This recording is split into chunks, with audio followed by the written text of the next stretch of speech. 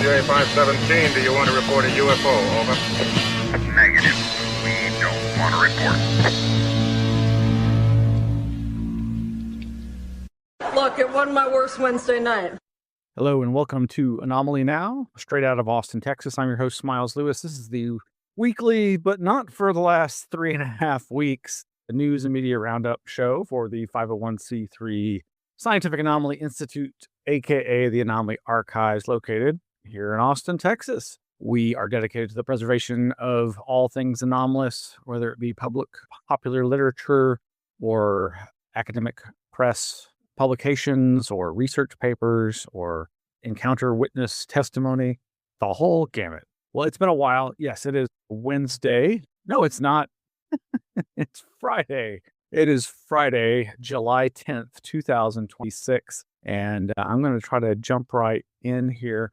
Last week, we had a wonderful special presentation by our good friend David Metcalf, presenting on strange accidents, anomalies at the edge of perception. This was a special free to everyone, not just our Anomaly Archives patrons, but to the wider world at large. And thank you so much, David, for that presentation. As always, fascinating, interesting, amazing information from various perspectives that you might not always think of when you think about your interest in UFOs, flying saucers, UAP, and unidentified anomalous phenomena. And coming up for our Anomaly Academy lecture series is the presentation coming up at the end of this month. That'll be Wednesday, July 29th at 6 p.m. Central, 7 p.m. Eastern.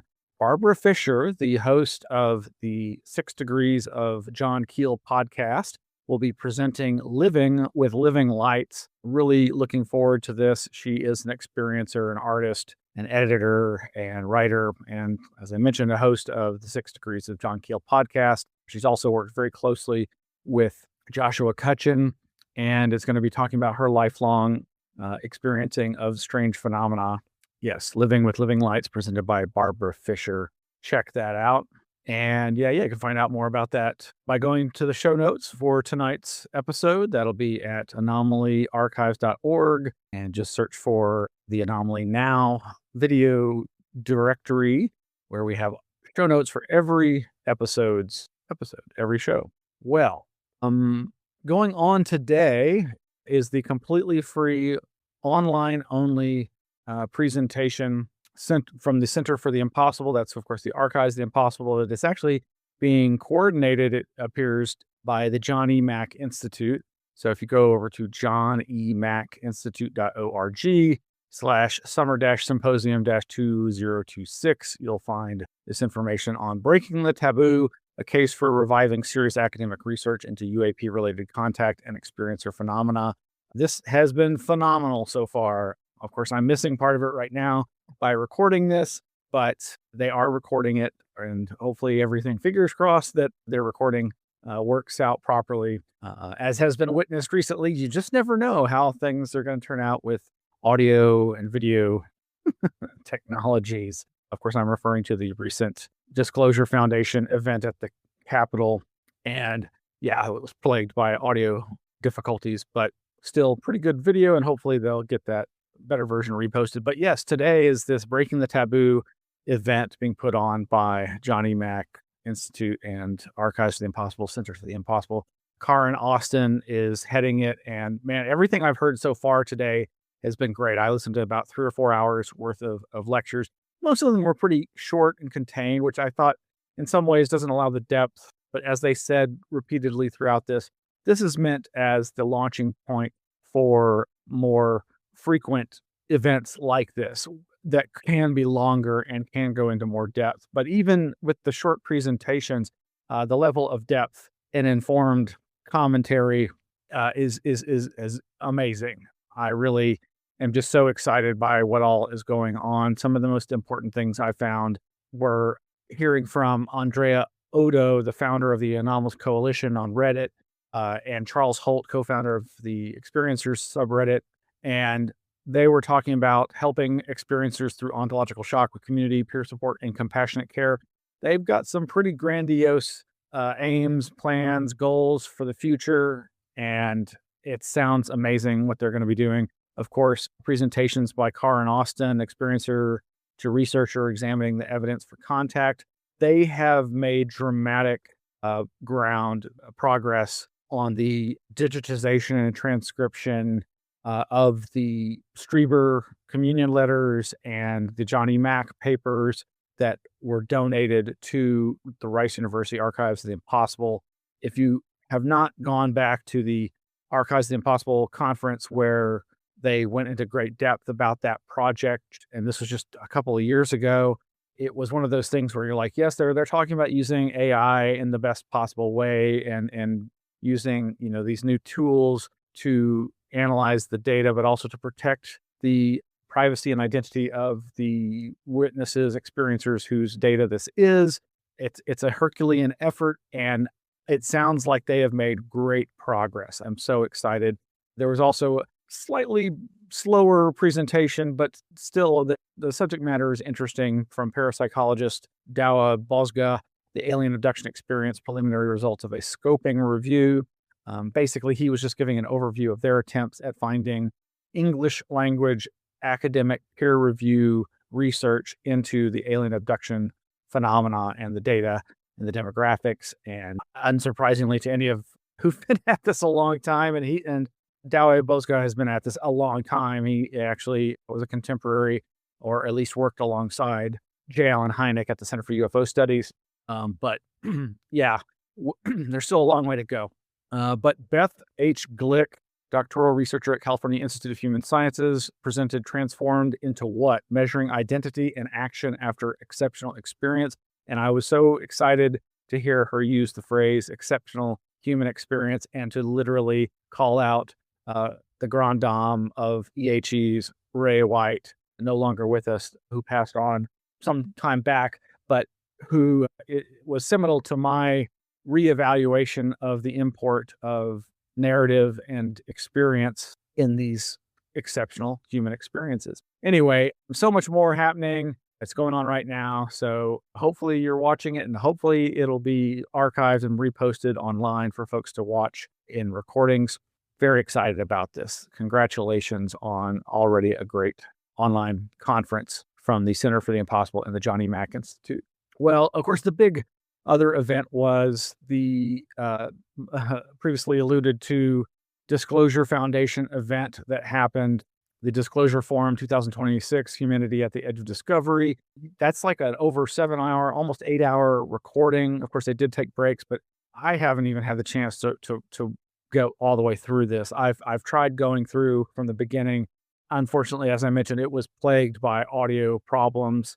Not enough to make me not watch it, but it's a long event, and there's a lot of interesting guests that I'm very excited to hear what they had to say. And I've seen other people commenting about it, but here I wanted to just comment about, which of course this is at unknowncountry.com, Whitley Strieber's site, where he's pointing out that there was an unscripted moment at the Disclosure Forum where at the very end of it, what's the gentleman's, Matthew Brown, who is the guest experiencer, whistleblower, who is the person that brought to Jeremy Corbell and to some degree Michael Schellenberger the story of the Immaculate Constellation documents, which again, skeptics tend to think it was just a nothing burger, so to speak, just documents that were part of a military training exercise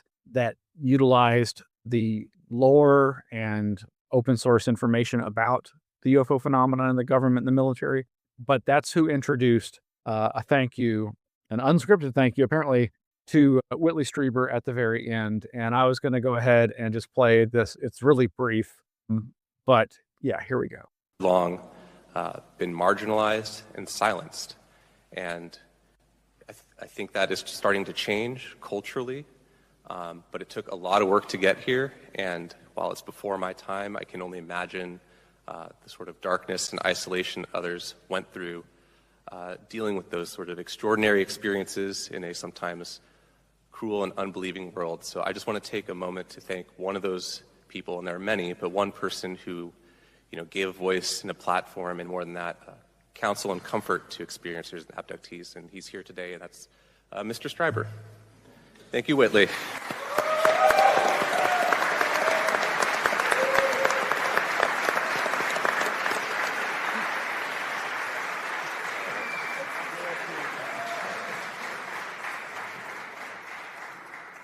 Thank you.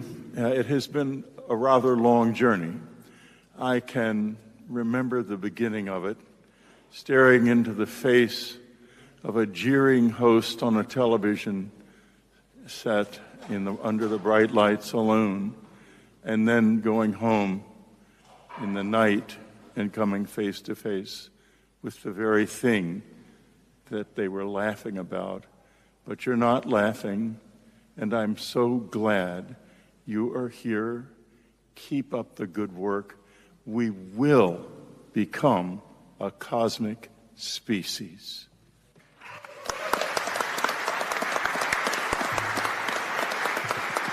Thank you. And fresh off the heels of that, in Washington, D.C., Stryber made his way back to the West Coast, Los Angeles area, where he made an appearance at Greg Bishop's curated art show, Power to the Paper, that features the artwork of many abductees, experiencers, and UFO researchers like David Metcalf, whom we mentioned was our lecturer last week on the anniversary of the birth of the modern UFO era, June 24th. And yeah, Stryber made an appearance there, and we have a brief little clip here of something he said that was recorded by, who was this gentleman? I had it here somewhere. The video was posted by James Pike, and let's see if I can bring that up here. There we go. Oh, it's going to play. Well, I think it means something about us, for sure, that we're going to have to bring with us into the greater world which we are heading toward, despite the demon people that you talked about.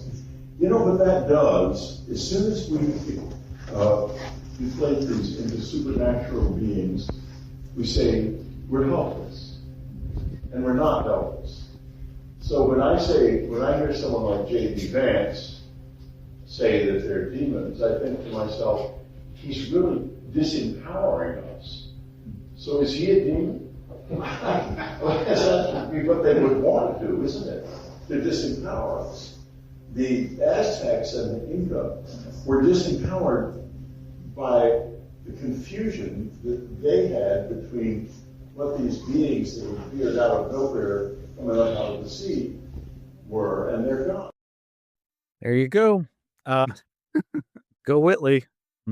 And again, I just want to put this in the context of today's Rice Archives of the Impossible, Center for the Impossible, Johnny Mack Institute, Breaking the Taboo event, which is focused on the experiencers. And, I've been saying for the last almost 10 years since this post-2017 period has unfolded that there's been far too much focus on the militaristic interpretation, the threat assessment perspective, the military intelligence, governmental authority-driven instruments, kick the tires of the physical nuts and bolts craft kind of UFO UAP research angle, to the detriment of the experiencers, the people who are talking about apparent encounters, contact with a NHI, non-human intelligence, whatever it is. It's at the heart of the UFO UAP phenomena. And we're finally seeing that shift. And we better tread very carefully. So just, as I mentioned, we just had that event. And if you didn't watch it, you can go check that out on YouTube, or it's also on our Facebook page for the Anomaly Archives. David Metcalf's presentation, Strange Accidents, Anomalies at the Edge of Perception. Over at his blog, it's davidmetcalf.wordpress.com. He has just been writing a lot. He's got several articles now. Roswell and the Cultural Architecture of Memory. Another one, UFOs and Demons When Fieldwork Comes to the Door, which basically talks about him partaking in something I used to do when, religious or any door-to-door solicitors would come by. I would flip the script, turn the tables on them and be like, look, I know you have to make your quota or whatever, but if you've got the time, I'd like to ask you some questions. And so he talked to a religious person who had come to his door, spreading the faith or witnessing or whatever you say. But he's done some other articles since then as well, Flying Saucers and Spin Doctors, UFOs and the Birth of the American Mediation State, as well as, I think this is his latest one, The Myth of the Fragile Public, Why UFO Disclosure Most Likely Won't Break Society. And this is, of course, based on this recent big data poll, How Would Americans Handle Alien Disclosure, which you can go read about. Did I open that already? I don't know if I did. I don't think I did. Oh, well. But yeah, great stuff from David Metcalf that you should check out. And again, if you're not familiar with him, go check him out. He is one of the most whip-smart young intellectuals in the UFO field who's been very close with good friends, Greg Bishop, Joshua Cutchin, and Diana Pasulka. All right, moving right along. We've got these other follow-up articles to this recent Disclosure Forum 2026 that you can go check out. The Disclosure Forum, what it really revealed over at YouTube.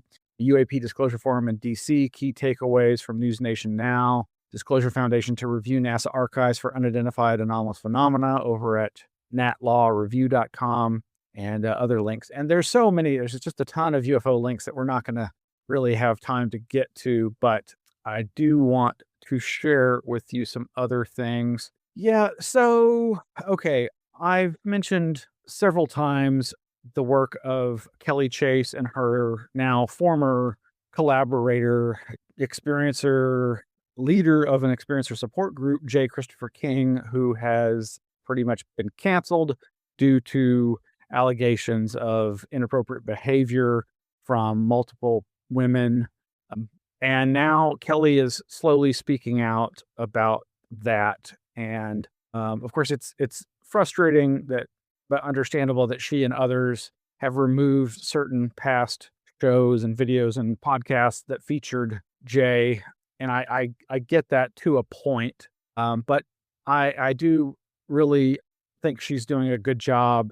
She's so incredibly thoughtful and considerate about how she goes about her work. And I did want to play this minute and a half clip. I highly recommend, I'd already mentioned her post from June 3rd, The Weaponized Wound, which is excellent. But this new one is called Starlight Sickness, Gaslighting, Belief Engineering, and How I Got Lost in Ufology's Hall of Mirrors. She has been so good at balancing the important nature of consciousness and at the heart of these strange, exceptional, anomalous experiences, while also giving more than just a needed nod toward the parapolitical. She has really, I think, done some very good work explicating the dangers and nature of manipulation that happens in this field, and perhaps in all fields related to the paranormal, but particularly in the UFO scene.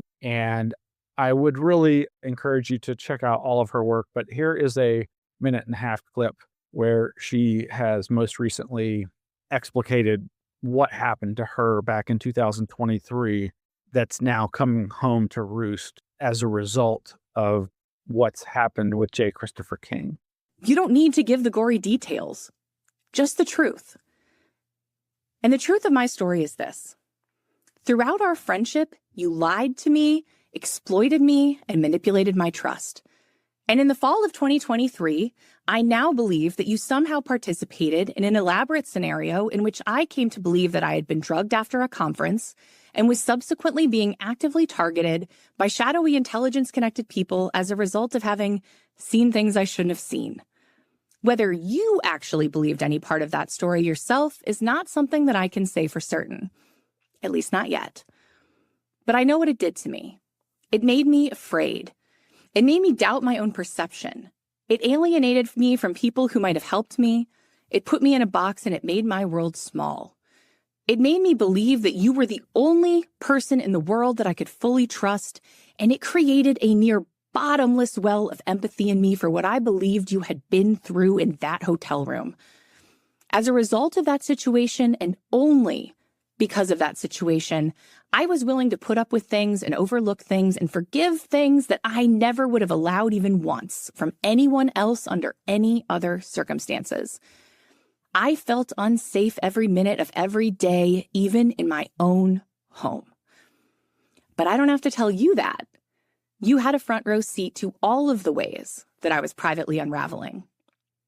And there's so much more, but that's about the most detail that she gives. I'm sure there's a lot of people in the community who know more about the story. I don't, but I really feel for Kelly and anybody who was victimized in this way by Jay or anybody. I think this is yet another important warning cry to everybody in the field to be on guard. And I don't mean to make this seeing a community filled with paranoia. It already is, but what beyond even just shadowy military intelligence complex machinations, there are also just sick individuals who will mess with you for their own twisted reason. And we may never know as much as it. And she says as much. She is going to continue to try to process this for herself and try to be honest with the community, as she says in this same. You can actually read her article. She is reading this material, and I think she does a great job. And again, can't recommend it enough. Now, a few more bummers here. Sorry, it was just this week in the last few days that the Dana and Greg Newkirk of the Occult Paranormal Museum, during one of their fireside chats, Greg Newkirk had a rant that he wanted to go off about, which I was very excited to hear because I love hearing people go off on rants. But what he informed me of is so much a problem of our time, and this is not trying to politicize the issue at the heart of this, but just to bring people's attention to what is happening. And this is just one example. And I am talking about the problem of data centers. And in this case, it's a data center being built on part of the massive site known as the TNT area outside of Point Pleasant, West Virginia, where, of course, the legendary, famous Mothman, UFO, paranormal flap, cryptid flap, whatever, however you want to consider it, occurred. And for those that don't know, the TNT area is outside of town. It was this massive munitions factory and storage facility during the wars, past world wars, where there were these giant concrete igloo dome structures where all the munitions, nitroglycerin and dynamite and other weapons of mass destruction, are just weapons, were I believe manufactured and stored. And the site is considered a Superfund site and is not habitable by humans or usable for agriculture. Well, apparently, as is so often the case now with these giant data centers, some deal seems to have been struck, and a massive data center that I believe is called Monarch is being started on one portion of this massive Superfund site where the TNT area is. And it's a beautiful area. I mean, it is highly polluted. These ponds are to retain the materials, the runoff, and keep it from going into the river and polluting more than it already has. The area is ultra polluted, but it has been a mecca for UFO and paranormal enthusiasts interested in experiencing what's left of the area where some of the very first Mothman encounter happened. And so this is really a situation where I don't know the extent of how this is going to affect access, but that's the big question. And also just with all the issues surrounding data centers, including noise pollution, let alone the energy consumption, water usage. But here you can see shots of where they're showing where they've started doing they've clear cut the trees and they've hauled out the trees. And he was describing how this gentleman that's being shown, Bowman TV, the YouTube channel where I found the most information about this. He was saying that the dust being put into the air and all over the community is already causing health issues with the community.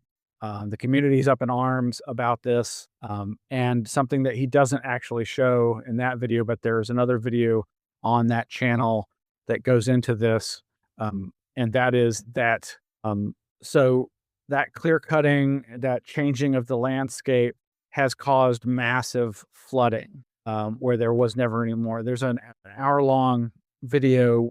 Here we see West Virginia neighborhood floods from new data center, Mason County, West Virginia. I feel for these people. This is something that we're all going to have to contend with, and it's because of our overuse and overexpansion of these data centers. I have very strong feelings about this, and I'm not going to. You can probably guess what they are, but yeah, I just thought I'd bring that to your attention. You should go watch that video and the other videos on that gentleman's channel if this interests you. And as Greg and Dana Newkirk were saying, if you can and have wanted to go see the TNT area, this may be your last chance before it either is wiped off the map or more likely made inaccessible due to new rules regarding access to the data centers and the area surrounding them, which is the TNT area. All right. Meanwhile, over at not Brent Rains, Brian Sentes Skunkworks blog, we find out that a very interesting UFO persona, Rich Reynolds, has apparently passed. And Brian Sentes wrote this requiem or in memoriam. It says, Gadfly ufologist Rich Reynolds passed away. I'll be the first to say Reynolds was a difficult character. I can't remember a single thing we agreed on, and I'm uncertain he ever got where I was coming from. Nevertheless, he and his circle were one of the first I engaged with online in early 2018 when I launched Skunkworks, and maybe even earlier. And Skunkworks readers will know of various posts and series of posts inspired by our interaction. These interactions were often at frustratingly maddening cross purposes, but the irritant of Reynolds' interventions pushed me to articulate my positions in ever greater and deeper detail, if not clarity. For that, in retrospect, I am grateful. As well, had I not been part of a mailing list he added me to this past year or so, I would not have been given the opportunity to write for Fate magazine, wherein is forthcoming a review of the last volume of the Journals of Jacques Vallée. One topic Rich and I disagreed on was reality. Reynolds insisting on some real reality underwriting and giving sense to the, quote, blooming, buzzing confusion of the experience of our mortal lives. He maintained, or so I took it, the truth of the UFO would give access to this real reality, the truth and meaning of life. When asked about an afterlife, I, lapsed Catholic that I am apt to tactfully reply that we can know no more about it than the fetus can know about life ex utero in that spirit. In that spirit, I trust Rich has now been born into a reality, if not his real reality, one other than and curiouser than this one. Well, thank you, Brian, for making me and everyone aware of Rich's passing. I have been unable to find. He used to have a Blogspot blog or a WordPress blog called UFO Conjectures.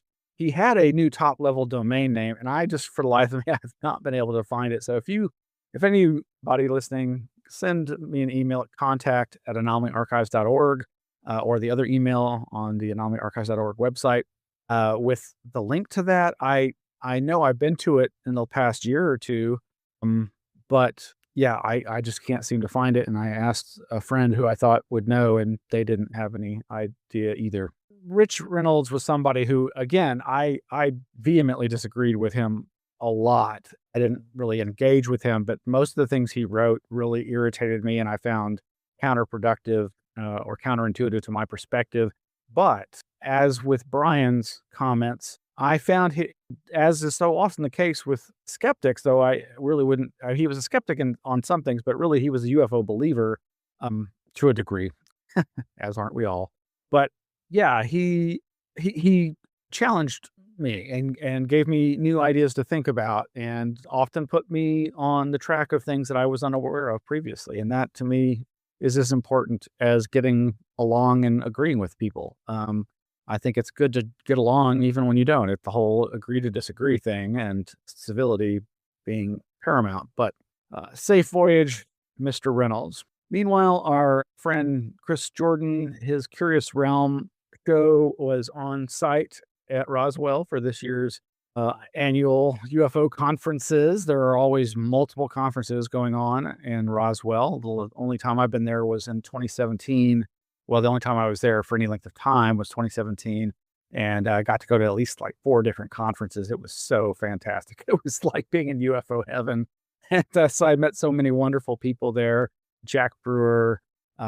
Oh gosh, there's so many others. But anyway, well, for the time being, Chris Jordan has posted all of his interviews that he did at this year's Roswell UFO Festival 2026, including interviews with Kathleen Martin, Keith Sellen, Don Schmidt, Kevin Randall, Tom Reed, Maria Tellier, Frank Himbler, Mark D'Antonio, and Dennis Balsayer. And these are all available in a playlist that he has created that we posted a link to, and you may want to check out. Moving right along and getting back to the issue of the intelligence communities and the dangers inherent in the UFO field. My good friend David sent me a link to this article by somebody going by the name Promethean Flame. I have no idea who this is. Or is this? No. I think, I was going to say, is this Matthew Brown? I think Matthew Brown has a very similar, strangely named blog. This is at substack.com. I guess the URL is, theprometheanflame.substack.com. And the article is UFO Disclosure and the End of the World. The blueprint for a new age is being drawn up, but will it be better than the one that preceded it? And this was published on last week, the anniversary, June 24th, 2026. And the thing that I wanted to highlight here is the section where it goes on about the sovereign individual with an interest in UFOs. And if anybody hearing this recognizes the phrase or the title sovereign individual, you probably know more than a lot of other folks who don't. So, and there's an image here of the building with the logo and name Palantir on it, former headquarters of data analytics software company Palantir Technologies Incorporated in Denver, Colorado. And here is what this part of the article states. In veteran ufologist Jacques Vallée's latest installment of his published journals titled Forbidden Science, he described a conversation with fellow UFOland personality Gary Nolan, an immunologist who holds a chair at Stanford University School of Medicine. Like Vallée, Nolan is well connected in Silicon Valley and tech circles in general. In 2021, Nolan related to Vallée that elements within the U.S. government, specifically the DIA, Defense Intelligence Agency, were interested in sponsoring a tax-exempt nonprofit organization to, quote, study the technical aspects, unquote, of the UFO issue. According to Nolan and Vallée, one of the individuals ready to bankroll this project was none other than Peter Thiel, co-founder of data analytics company Palantir Technologies Incorporated, which is now sufficiently embedded within not only the national security apparatus of the United States, but many European nations as well.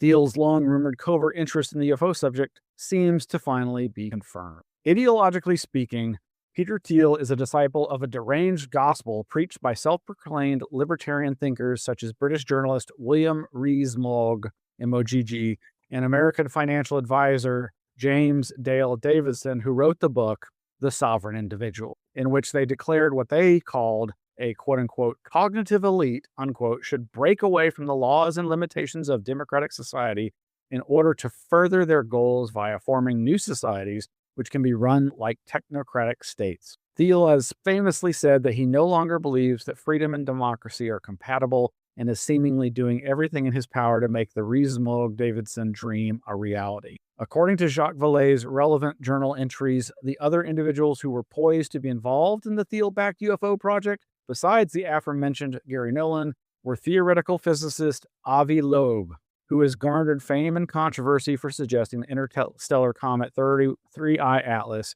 may have been an object under intelligent ET control, as well as the even more controversial figure Luis Elizondo, who helped kick off the 2017 UFO push and who has a background in counterintelligence with the U.S. Army. This illustrates that although Elizondo has had perhaps more public gaffes than any current UFO talking head, he is likely still involved in covert shenanigans vis-a-vis the subject, as does his integral involvement in the 2025 documentary film, The Age of Disclosure, which was directed by longtime friend and UFO buff Dan Farah, or Farah, whatever you pronounce it. Given Peter Thiel's willingness to fund such a project, as well as his associations with other big names in the current UFO space, which I will touch on shortly, perhaps the most important question to ask is, what sort of return on investment does he hope to get from these activities? Well, yeah, you can go on and read the rest of this. Thank you, David, for sending this to me. This is the kind of stuff that has concerned me ever since it's been brought to my attention. Another later section of this article is titled A Return to Superstition. And I would also point out that one of the dangers that Jacques Vallée has been warning about in relationship to the UFO phenomena and people's unbridled belief in one myth or another about the nature of this phenomena, that he's expressed a distinct fear that that rampant belief in these mythologies, these UFO myths, these new religions could lead to a new dark age, a new age of superstition. And I think we're seeing that already. But yeah, check out that article. Thanks again to my friend David. This is over at Promethean Flame, UFO Disclosure and the End of the World. And then a flashback provided by the Institute of Hispanic Ufology, organized by Scott Corrales. Back in May, he posted this Manuel Carballal, I can't pronounce that, sorry. Carballal. That's Carballal. Manuel wrote an article back in 1996, I believe. I think that's when this is dated. Maybe I'm mistaken. But I believe Scott Corrales has been posting a lot of old stuff from back in the day. Oh, yeah, okay. Copyright 1997-98, Mundo Misterioso. But this is a interesting long article called The UFO Phenomenon is Manipulated by the Intelligence Agents. And while I haven't had the chance to digest it, I just bring it up as an example of, yes, 30 plus years ago, and all along, there has been this sense and belief and knowledge of gnosis that we are being manipulated. The UFO phenomena and our beliefs in it are being manipulated by different human agencies for different reasons that likely have nothing at all whatsoever to do with extraterrestrials. Okay, where am I? I've still got so much more to go. I don't know if I'm going to be able to get through all this. There's just a ton of stuff, of course. And of course, the mentioning of Avi Loeb is kind of interesting considering he's just been made the head of the current administration's new UFO panel or something. I forget the name of them, but yeah, all kinds of issues with that. And, two Soul Foundation members, Gary Nolan and Peter Scoffish. Well, there's, like I say, a lot of other interesting news links. There's some great interviews by James Falk of Neon Galactic. I highly recommend this one, Wither the Data, Daniel Elizondo on new clues to the whereabouts of OSAP data.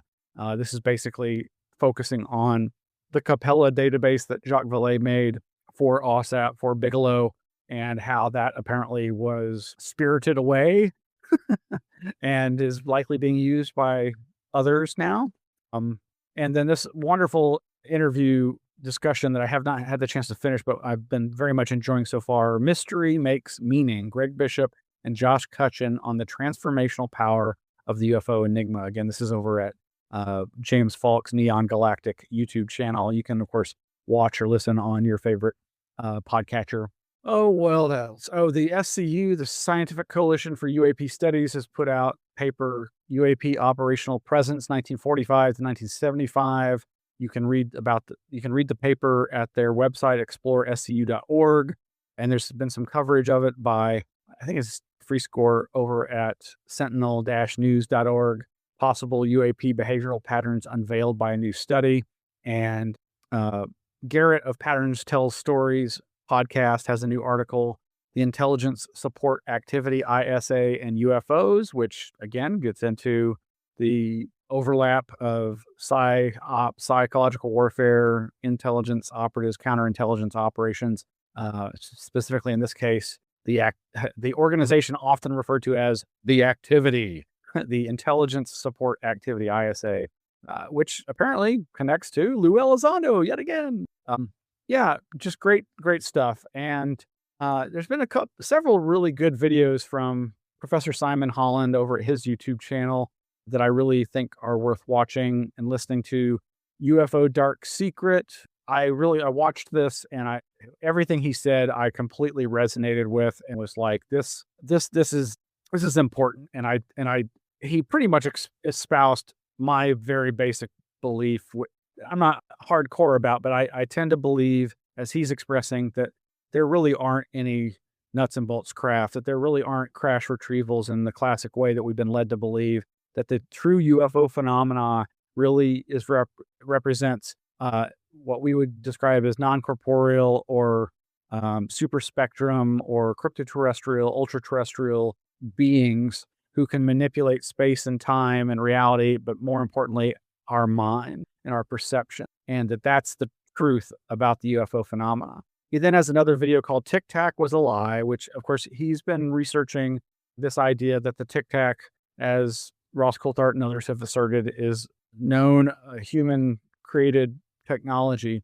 But Professor Simon Holland's perspective on this has been informed by some aerogel experts. And in one or more of these recent videos, he's explored that yet again. And I find it a very convincing interpretation, possible explanation for the Tic Tac and certain other UFO incidences that involve quote unquote physical craft that likely are some kind of upper atmosphere, suborbital surveillance platforms that can be deployed by submarines and have long loitering capabilities, that these in essence are the most advanced type of balloon or vacuum flotation, levitation sensor platforms that are being encountered. I know that sounds dismissive, but I think you should give the perspective a chance. Interestingly enough, one of the videos that he did on this, called Alien Material Sample Mystery, was removed by YouTube, and he's edited out something that apparently triggered the censor function and has re-uploaded as Russian Alien Tic Tac Sample ? Banned by YouTube. I think those are all still there. You might want to go check those out. Over at Ryan Sprague's Somewhere in the Skies Classic Editions, he's uploaded an audio presentation by Nick Redfern on his Roswell conspiracy research. This is, again, the interpretation of the Roswell crash as not being the classic myth of crash saucers and pickled aliens and government cover-ups, but government cover-up for horrific human experimentation and working with the worst Japanese scientists post-World War II and the Nazi aviation experts from World War II, the East and West Project Paperclip scientists. Oh, what else? So much more going on. Okay. And I cannot cover all this today. There's this article over at thedailymail.com. Drones spotted buzzing. Oh, did I? I must have closed. Oh, wait, maybe not. Drones spotted buzzing RAF bases were launched from Russian Shadow Fleet tanker sailing near UK, report reveals. This is really important because this was all kind of part of the global drone panic that we refer to as the New Jersey drone flap. But, an important part of that was these fleets of drones seen in and around military bases, both here in the United States and in the UK. And here's apparently an official report saying, oh, yes, these were launched, a la what some people were claiming over here, that there were Iranian motherships out in the ocean launching these fleets of drones and that would go inland and trigger these flaps, which has never been proven. But again, these are the kinds of technologies we are up against, and that we are, of course, as the United States, trying to win the war with. And this is where we're at. And then we have these other two more non-military use of drones with delivery drones. These two videos, I think, epitomize the issues that we're facing. This one being kind of like a flying leaf blower. Hazel Park residents complain Amazon delivery drones are too loud. And they basically describe it as, imagine if a lawnmower or a leaf blower were flying above your house every 20 minutes and driving you and your pets and your family insane. Nobody wants that. And these are those, big ones, they're basically like dual wing VTOL drones that Amazon is using, but these fly pretty low. And I think that's the main issue. They fly low and they drop the package from their belly onto the lawn. But then we have this other more close to home autonomous drone delivery company expanding into Austin, how drone operations are regulated. And this is a little interesting to me because in this case, the company's called Zipline. And from what I understand, it seems like these drones fly much higher than the Amazon drones, and they lower the cargo down from the height of the drone location via a zip line. And so in this case, it seems like they're possibly getting around some of the issues of bothering the populace with the sound of these drones by going higher. I mean, I don't know how high they'd have to be before you stop hearing them.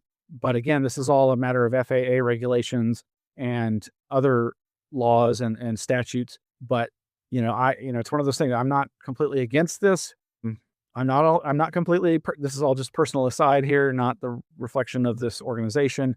But me personally, I'm not a Luddite, even though I am constantly frustrated by technology, and it just seems to be getting worse and worse and worse.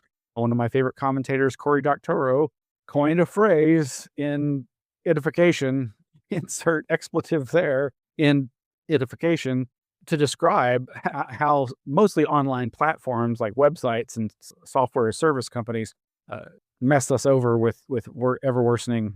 Anyway, you get my point. But, whether it's autonomous cars, drones, or data centers, I think there's pros and cons. We need some of this technology to a point. All right, off my soapbox. Some more great articles over in our paranormal and parapsychology section. Humans may have hidden regenerative powers. Malaysian paranormal vlogger mysteriously disappears during live ghost hunt. And another article, who are the fire tamers? Well, there's a whole bunch of other stuff that I'm going to get to here real quickly over at vice.com. New theory explains why so many people see the same thing during a near-death experience. The majority of people describe something they don't want to come back from. This is from July 4th by Ashley Fike. But I got to say, this didn't seem that new to me. So this says a new theory published in Frontiers in Psychology in 2026 attempts to explain why some people have good experiences, why some people have bad experiences. Researcher Kais proposed what he calls the dying moment dream hypothesis, arguing that the experience is best understood as a dream state the brain generates in response to oxygen deprivation. Again, this does not sound like a new idea. This sounds like the same old idea. When the brain stops receiving input from the outside world, it turns inward, flooding consciousness with memories and emotions drawn from the person's own life. The theory's most provocative claim is that the emotional tone of the experience, peaceful or hellish, is shaped by the person's accumulated emotional history. Blame the victim, why don't you? A life defined by love and connection would, in theory, produce a very different ending than one weighted by trauma and unresolved guilt. Cultural context plays into it as well. In Christian cultures, the bright light is perceived as a being, while in Japan, it's more often reported as an inanimate object. All right, well, have to dig a little deeper into that research. Over at thedebrief.org, the unconscious brain may be more capable than scientists realized. The article by Austin Burgess begins by saying, while a patient is fully anesthetized and unresponsive, neurons in the hippocampus continue to process language, distinguish different types of words, and generate neural activity consistent with predicting upcoming work. Researchers at Baylor College of Medicine directly recorded this neural activity, offering new insight into how unconsciousness works at the cellular level. Their findings, published in Nature, show that hippocampal neurons continue to process aspects of language even when the brain is unconscious. Wow. Quote, our findings show that the brain is far more active and capable during unconsciousness than previously thought, said Dr. Samir Sheth, professor and Cullen Foundation Endowed Chair of Neurosurgery and a McNair Scholar at Bayer. Quote, even when patients are fully anesthetized, their brains continue to analyze the world around them, unquote. And there's more to this article that you can read over at thedebrief.org. And then there's these 3 articles about something that we've reported on recently, and that is a mushroom that causes you to see tiny humans, that makes you hallucinate tiny humans, fairies, maybe. So this one over at sciencealert.com, this is awkward. Mushrooms that cause quote unquote tiny human hallucinations don't contain psychedelics. If you consumed a wild mushroom and suddenly started seeing tiny people around you, you might reasonably assume it contained a familiar psychedelic. But that does not appear to be the case with Lanmao asiatica, known locally as Jianshuoging, a mushroom species sold in markets in Yunnan, southwestern China. When eaten undercooked, the mushroom can produce vivid visions of miniature people, not unlike Gulliver on his travels to Lilliput. Yunnan hospitals get dozens of these cases. To try to find out the root cause, University of Utah mycologist Colin Donmauer and Brian Dentinger sequenced the genomes of 53 mushroom samples from across the wider Lanmao genus. And despite the reported hallucinations, they found no close matches to genes associated with psilocybin or ibotenic acid, two well-known mushroom hallucinogens whose biosynthetic pathways were specifically examined in the study. Quote, biosynthetic gene mining of the L. asiatic genome found no close hits with any genes known in the production of mushroom psychoactive compound. Wow, so what is it?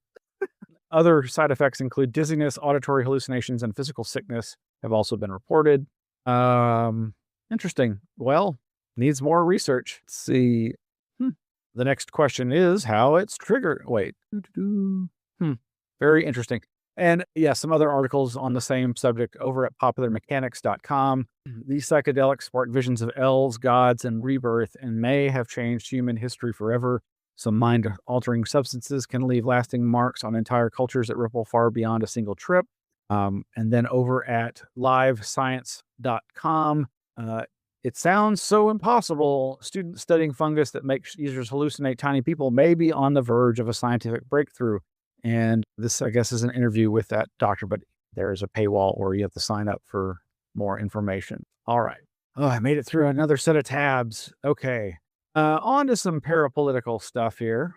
Okay. So on the missing persons, missing and murdered mythos, this is pretty interesting. And I don't know that I've seen this reported a few places, but the dailymail.com has this headline: shocking memo reveals missing UFO-linked scientist was trying to escape a secret Pentagon network before vanishing. Now, that's a provocative title. Of course, it's from the Daily Mail, but it appears this is legit and it makes a lot of sense. Though, again, the timing is also perhaps strange given these disclosure days. It says newly released police reports from New Mexico authorities state that retired Major General William Neal McCasland was attempting to step down from several high-level advisory positions at government-connected research laboratories across the U.S. in the lead-up to his February 27th disappearance. The new clues were released in a Freedom of Information Act requested by Sarah Bondink, a self-proclaimed historical researcher and author who has been following the McCasland investigation, revealing previously unseen details about the case.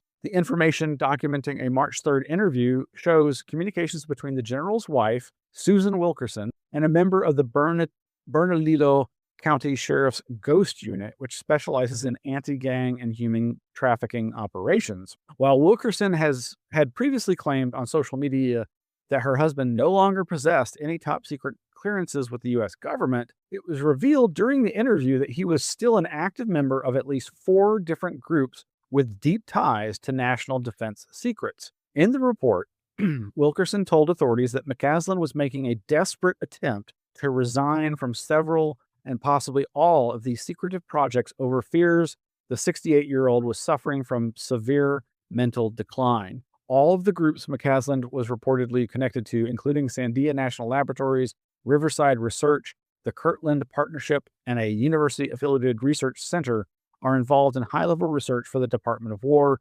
engaging in projects focused on national security and advanced technology. McCasland's disappearance has been at the heart of the so-called missing scientist investigation, with the general's career appearing to overlap with several NASA scientists, nuclear lab workers, and military personnel who either died or vanished without a trace in recent years. I don't remember if it's in this. Oh, yes.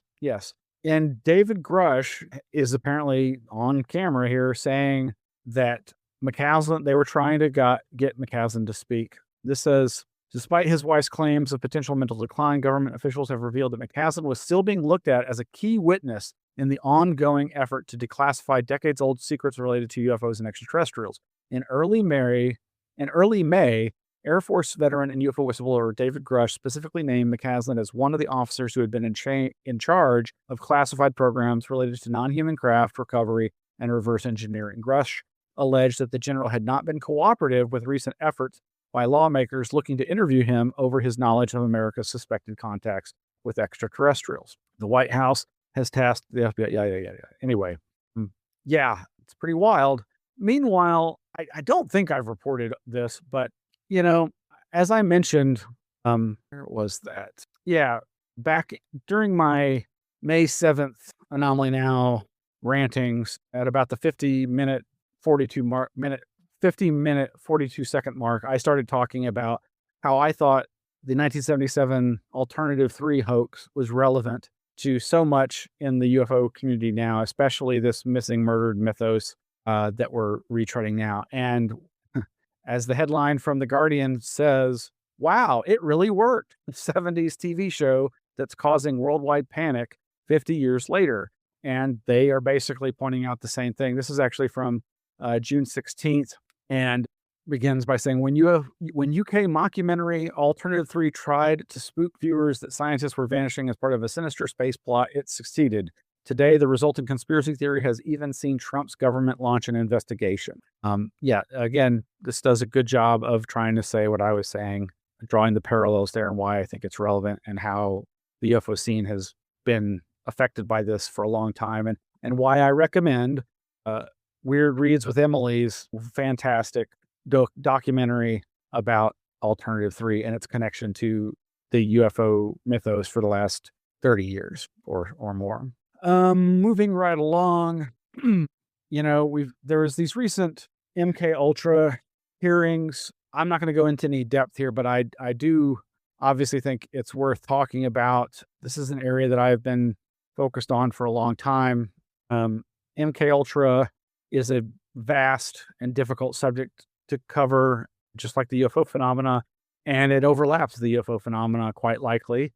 And there's some good coverage of it from alternative media outlets. I would say check out Hidden Histories at KAYEJ.substack.com. What the House hearing should have told you: MK Ultra's legacy of modern day torture. CIA's mind control programs were intimately tied to its use of coercive interrogation. Both Gitmo and CIA black site torture were impossible without MK Ultra, but that history is being buried. Completely agree. Haven't actually read this particular article, but I do like this person's analysis, and what they're reporting on is stuff that we reported on decades ago and was brought to my attention by a person writing under a pseudonym who we've had on as an Anomaly Academy presenter.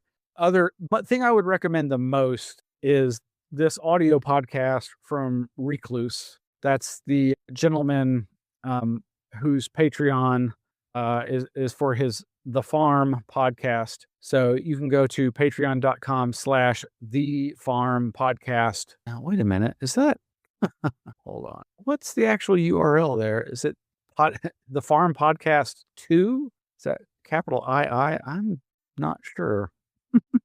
Well, anyway, we've got the link in the show notes. Strange Tales from the Beltway, a MAGA psyop as an MK Ultra hearing. This is an excellent bit on this. Oh, that reminds me. So Recluse, he was there at the hearing. That's him over here on the left, looking down, I guess, at his phone, taking notes. But yeah, this is a really good analysis of the proceedings. He really takes them to task and gives, he should have been one of the presenters. As sensational as the event was, as he and others have said, it was a distraction, a sideshow, not getting at anything new, not getting at the most important things that can't be said by these particular senators, representatives. Over at Tanner F. Boyle's Getting Spooked Substack, his Cystic Detective Update number 14, towards the end, he has a section called What's in the News, and I would like to read what he said here. What a mess that MK Ultra hearing was, huh? If you've read the book Chaos by Tom O'Neill or Poisoner in Chief by Stephen Kinzer, you more or less know everything that was said to the House Oversight Committee. And if you've read neither of those things, you can read the 1976 final report from the Church Committee and learn comparatively more. No new findings were presented. An inordinate amount of time was spent talking about the response to COVID-19 and Anthony Fauci. And Chairwoman Anomaly-NOW attempted to draw a spurious link between USAID and MK Ultra to justify massive cuts to the agency. Of course, USAID is not entirely disconnected from the horrors of MK Ultra. USAID was involved in enough covert action to be considered, quote, the CIA's little sister by some observers. Getting Spooked has examined the claims of Bosko Nedeljkovic, who alleged that the agency or its precursors had a hand in faking alien abductions throughout South America during the Cold War. More famously, and not entirely distinct from operations Nedeljkovic claimed to have witnessed, was the case of Dan Mitrione, an ostensible International Cooperation Administration and USAID employee who, in reality, was training Latin American police in torture and interrogation techniques as a CIA asset. USAID and its antecedents were not the source of this policy of unethical human experimentation interrogation, though it was often less resistant to it than it should have been. Rather, the policy appeared to come straight from the Central Intelligence Agency's KUBARK, K-U-B-A-R-K interrogation manual, which you can read online as linked to in some of these other articles. In their zeal to bring MK Ultra back to the forefront, MAGA Republicans are limited in how deep they can go. Only retreads of the sensational and true crimey can be safely discussed, far away from any substantive analysis. They need to blame the polite liberal institutions, who indeed bear some culpability in the matter, because they cannot address the obvious. MK Ultra was driven by fervent anti-communism and colonialism, meant to clamp down on insurgent movements and maintain control over populations at home and abroad. The politics that created MK Ultra are more or less identical to those that created the MAGA movement. The advent of mass incarceration and current proliferation stymied dissent meets the criteria as well, given historian Alfred W. McCoy surmising that esoteric methods of mind control like LSD testing were a red herring that distracted from the overarching goals, torture and interrogation. Of course, the 2026 hearing was all about those red herrings, seemingly offering very little to the plate in terms of research direction or potential declassification, more in favor of the esoteric true crime version of MK Ultra. New documents were promised, though very little attention seemed to be given to successor programs where the aforementioned Martin Cannon sees most intriguing possibilities in new material. Luna and company prefer the image of MK Ultra as the trendiest example of government overreach in the perpetual culture war, despite the agency's ties to big business, prominent non-governmental institutions, and other shadier aspects of American society. It goes on, and I highly recommend you read it. And he brought my attention to Martin Cannon. I guess I'd forgotten if I'd been aware of this, but Martin Cannon started a blog over on Substack, martincannon.substack.com. And in his most recent post, the first in quite some time, titled A Fortean Book, 50 Years in the Making, at the end of which he mentions coming up, new material about MK Ultra. Martin Cannon says, presuming that the internet stays lit up after I'm done editing my book, I plan to have a few words to say about the laughable MK Ultra congressional hearings occurring at present. So far, all I've seen are the same old stories packaged as new.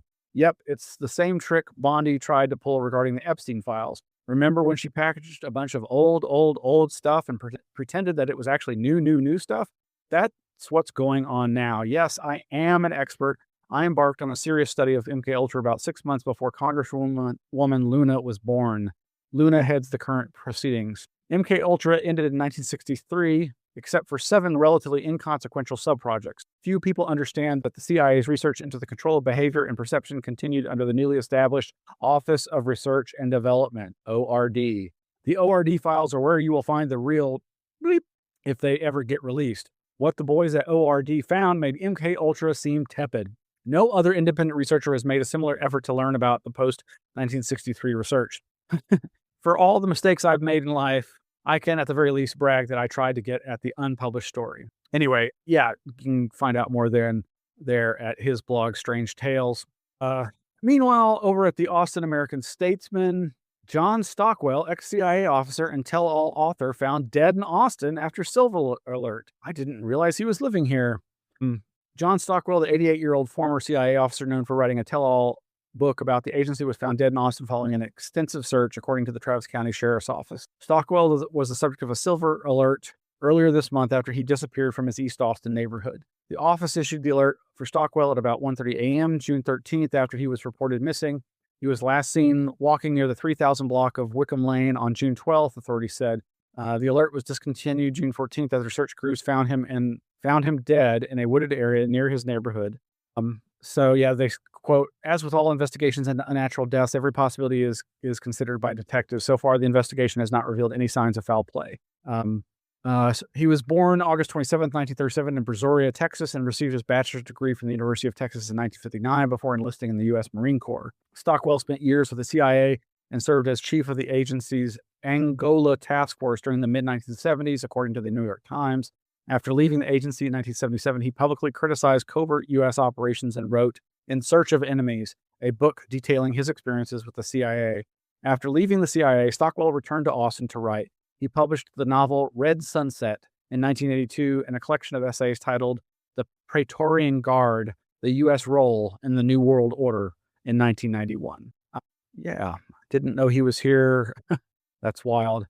Meanwhile, over at ratical.org, that's ratical.org, there's a new version of Understanding Special Operations, Their Impact on the Vietnam War Era and Beyond, which is a 1989 interview with L. Fletcher Prouty, Colonel, U.S. Air Force, retired, produced by David Ratcliffe, thus Ratical, ratical.org, and his Rat House Reality Press, Roslindale, Massachusetts. So there is an HTML and a PDF version, and also, I guess, the original recordings of those interviews. So this is a treasure trove of material on covert operations, as revealed by Fletcher Prouty, a long revered whistleblower of sorts. Oh my gosh. Okay. Well, I guess that might actually wrap it up. There's still a ton of other links that I'm going to include in the show notes for today that we're not going to get to. Tons of stuff. Oh, did you all hear about this spooky discovery on mysterious Mount Shasta after horseback riders follow quote unquote apocalyptic sounds summoning something? Well, yeah, I did want to play this. Where is this video here? Yeah, here we go. This is about 2 minutes and 10 seconds from Local 12 News. Where is that coming from?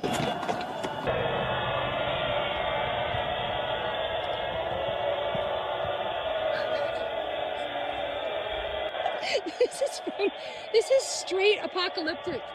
What started as a horseback ride near Highway 97 just northeast of Weed turned into an internet mystery.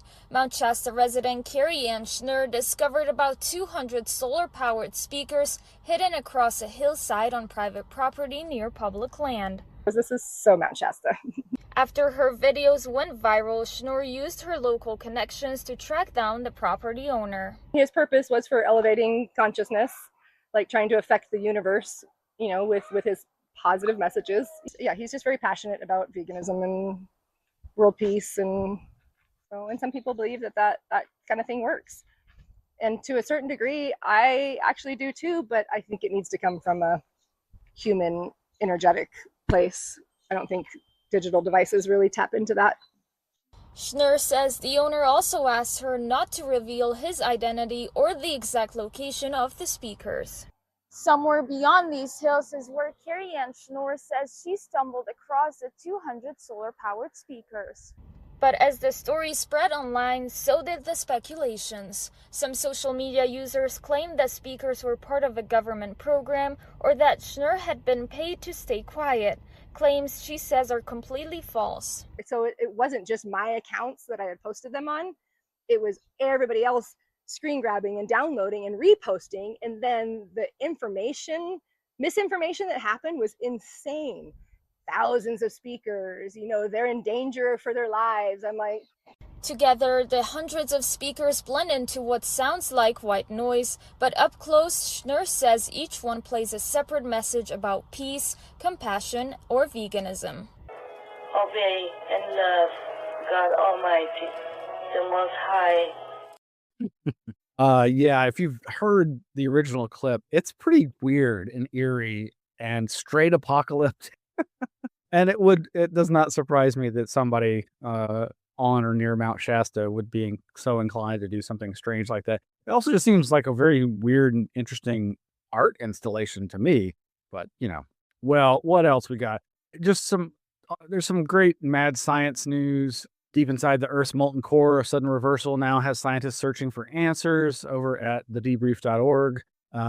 Daily Grail writers, I think Miguel Romero writes about this video of the Japanese kid who showed butterflies retain their caterpillar memories. I remember hearing about this.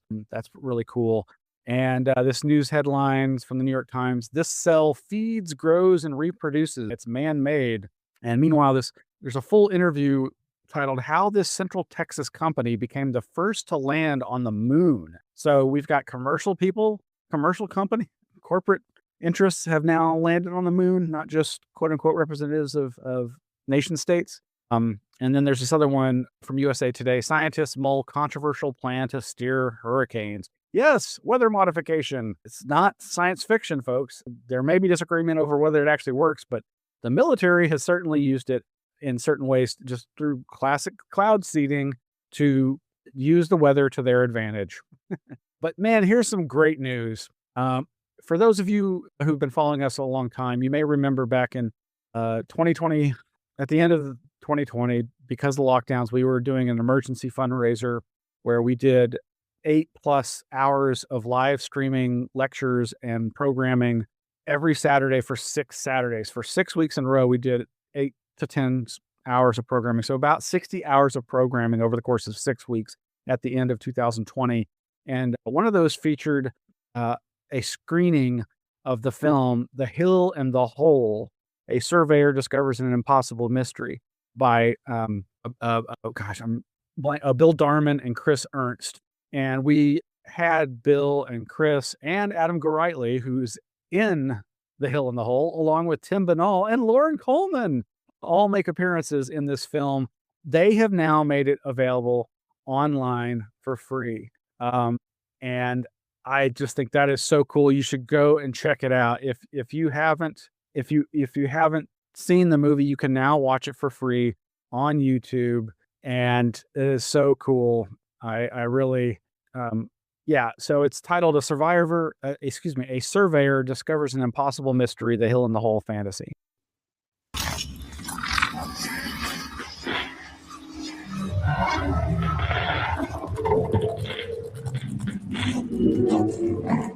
Anyway, you should go check it out.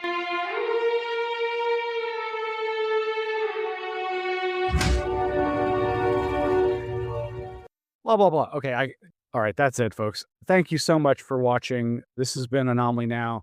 We do, like I mentioned, have coming up, we've got this presentation by Barbara Fisher.